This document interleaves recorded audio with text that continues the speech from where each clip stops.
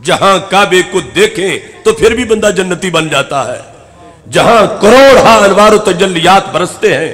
मुस्तदरक लिल हाकिम में हमारे आका अलैहिस्सलाम का फरमान है, लौ अन्न रजुलन सफना बैन रुकन वल मकाम व सल्ला व साम सुम्मा लकी अल्लाह व हुवा मुबग़िदुल लि अहले बैत मुहम्मद सल्लल्लाहु अलैहि वसल्लम दाखलन नार। एक शख्स अजम में नहीं अरब में है, अरब में फिर हरम में है, और हरम में फिर मस्जिद हराम में है, और मस्जिद हराम में फिर ऐन काबतुल्लाह के साथ है।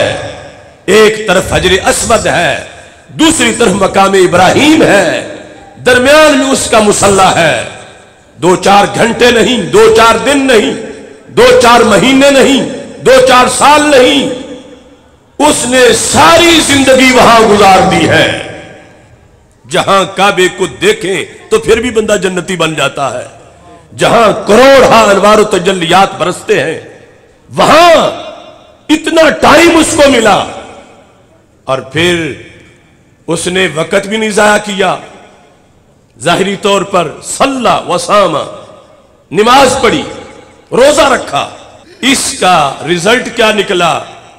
सरकार फरमाते हैं सुम्मा लकी अल्लाह, जब उसके मरने का वक्त आया, उसकी रूह निकली तो क्या हुआ? दाखलन नार, जहन्नम में जा गिरा।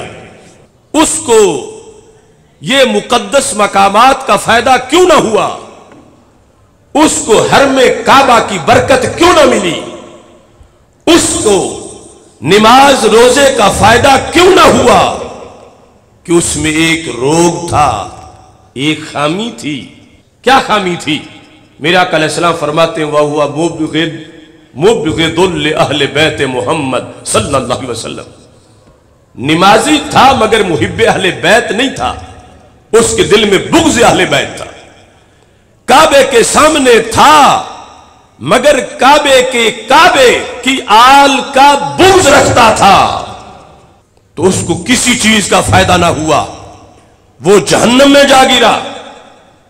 तो इससे ये बात ज़हन में रखनी चाहिए। वो मसला भी यहां से आसानी से समझा जा सकता है।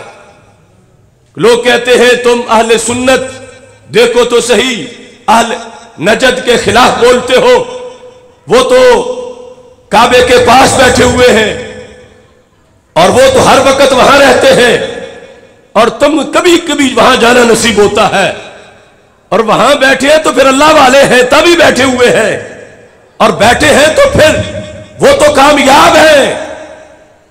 तो दीन मोहम्मद सल्लल्लाहु अलैहि वसल्लम की ये हदीस वाज़े कर रही है कि दिल में बुग़्ज़ आले मोहम्मद सल्लल्लाहु अलैहि वसल्लम हो तो बंदे को कुछ नहीं मिलता, और जिसमें खुद बुग़्ज़ नबी भरा हुआ हो उसको काबे के सामने बैठने से क्या मिलेगा? कुछ।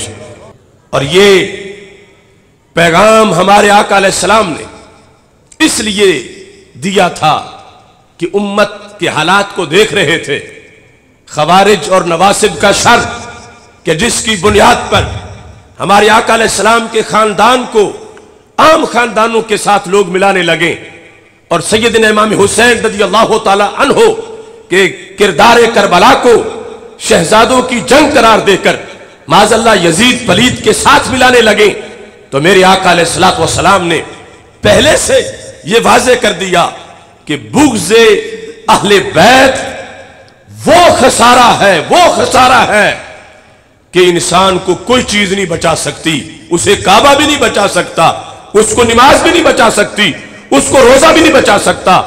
अब देखो अहले सुन्नत व जमात वो मुफीद मसलक है सारे मसालिक में से कि जहां बंदे का टाइम जाया नहीं होता, बंदे की उम्र जाया नहीं होती।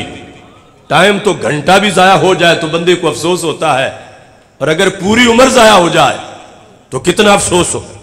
और फिर कितने मेहरबान है हमारे आका सल्लल्लाहु अलैहि वसल्लम।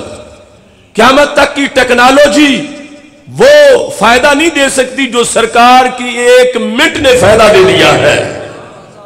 अगर सरकार ने यह बताया ना होता और लोग इसी तरह बुग़्ज़ अहले बैत में पहुंच जाते जहन्नम में, तो हाथ मलते रहते कि काश दुनिया में पता चल जाता तो हम अपनी इस्लाह कर लेते।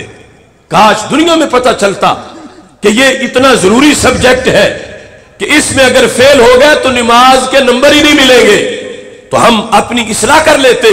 लेकिन दुनिया में तो पता ही नहीं चला। तो हमारे आका अलैहिस्सलाम कितने मोहसिन है इंसानियत के, किस कदर भला सोचा। और ये मसलक अहले सुन्नत है कि जिसमें हमारे आका सल्लल्लाहु अलैहि वसल्लम की हर निस्बत का एहतराम है।